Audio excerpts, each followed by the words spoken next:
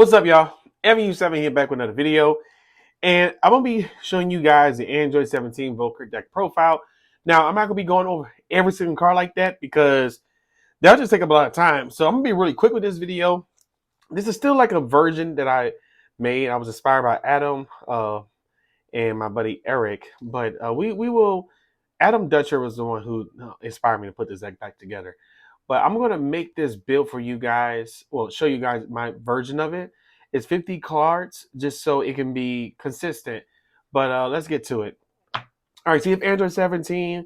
No need to go into details. Warriors Universe 7. Attack, draw 1. Switch up a multicolor and negate his skills for the turn. For the game, actually. My apologies. And if your life is at 4 or less, or you have a U7Z battle card with energy cost of 2 or more in play, draw 1 card, switch up 20 of your energy to active mode, and add cards from your life to your hand so you have 6 life. And of course, on the back side, you want to use for 7. Has an auto once per turn. When you play attack with or activate a blocker of a U7Z battle card, draw 1 card. Auto once per turn, discard 1 daily clash. When you arrival, that multicolor card with arrival gains barrier for the turn, which is good because you protect it. All right, so we are running 4 Android 17s, Calm Judgment. When this card is looked at, look at top 5, add up to 1 red, blue, multicolor, 6 or less.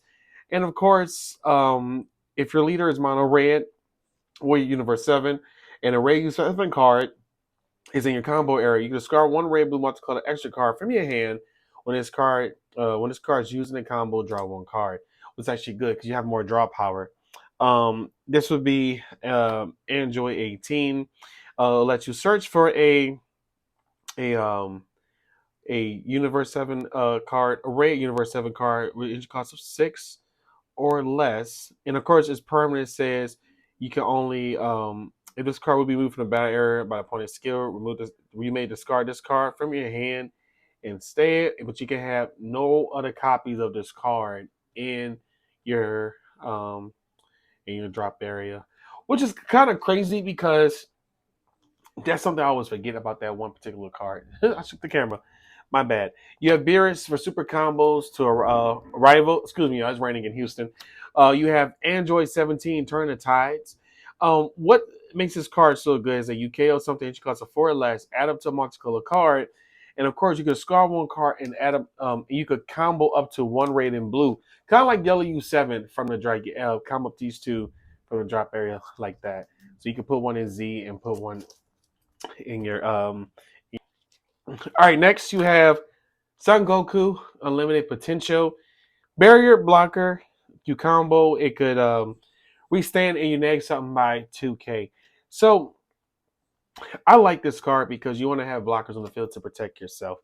We do have the Beerus Universe 7 Destroyer and Angel.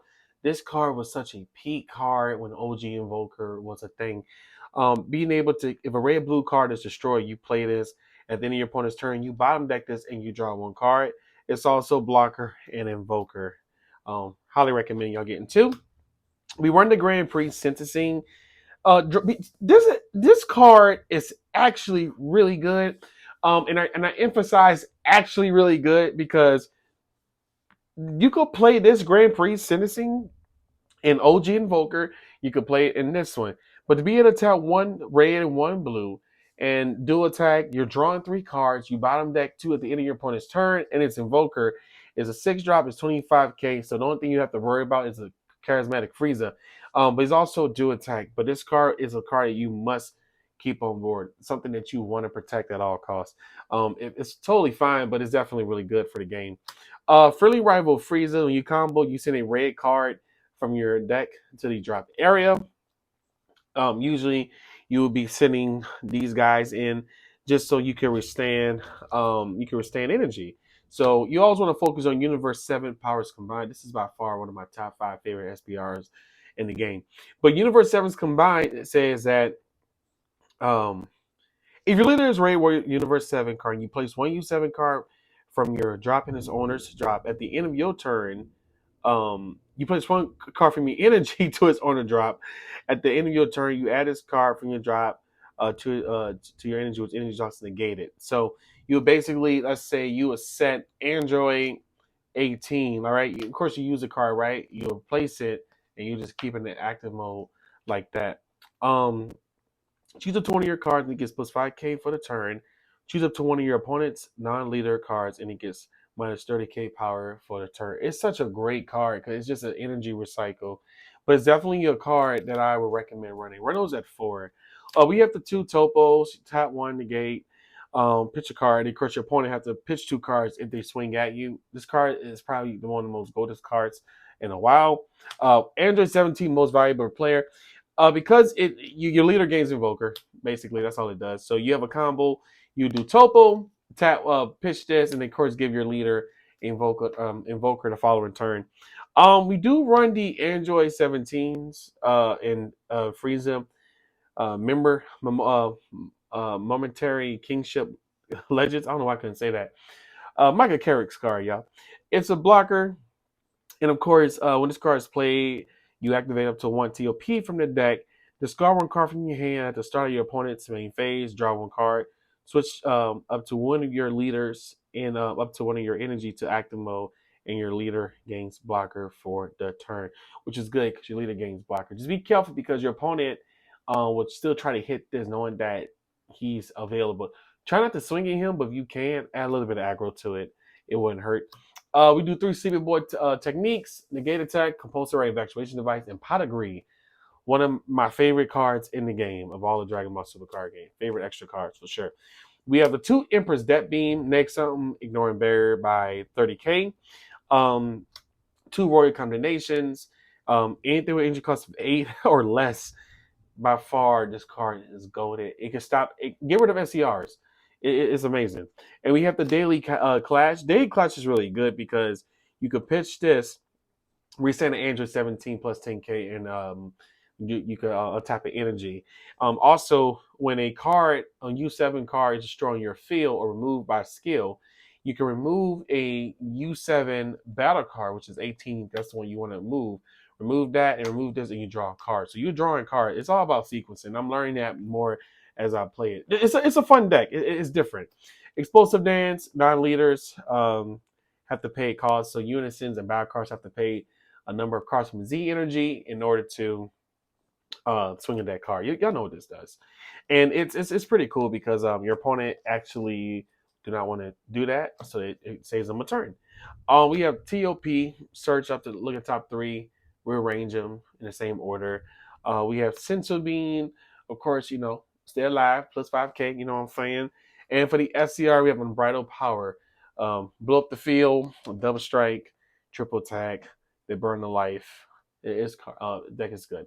I got 2 and 2 at the tournament Saturday with Invoker. SS of Vegeta, immediate response. When you use a rival to play a multicolor, you draw a card. If your leader's red, Warrior Universe 7 card, you have 3 or more energy. Play up to 1 Red U7 card, energy cost of 3 or less from under this card, and remove this card from the game. We don't use that effect. We just focus on the arrival.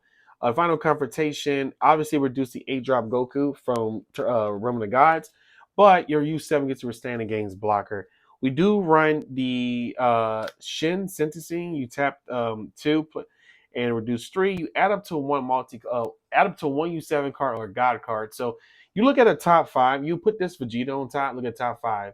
Add it to hand, and then next something by the exact power of the battle card. Of course, you have your Android 17. It's a blocker. Of course, he can be KO in battle for the turn. Limit if your opponent's turn, such as card active mode. And of course, we have the Sun Gohan Onslaught, which basically you play Sun Gohan Onslaught, put it underneath it, and of course, you'll play that. And when you block, remember, you can also draw a card. And then we have UI Son Goku Unthinking Onslaught. He is a deflect barrier dual attack, and of course, he withstands. I like this card because it says if your leader is Warrior Universe 7, you use a skill as battle card, you make something by 15k. But we're not really doing that. We're just focused on deflect barrier and dual attack.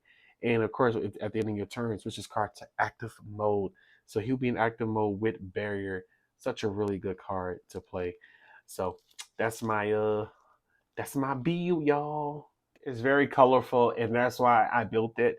I still play OG Invoker. Don't get it twisted. The deck isn't going nowhere, but I think Android 17 is just pretty. I would say it's pretty rogue right now. It's pretty stable for where the meta is at. But I hope you guys enjoy this deck build. Feel free to add new ideas. Some people are going 50 cards, 54 cards, but I'm doing 50. I feel like 50 is the most consistent thing to do with this deck. Anyway, hope you guys enjoyed this. I'm MU7. Have a great day. And remember, the Lord loves you. Bye.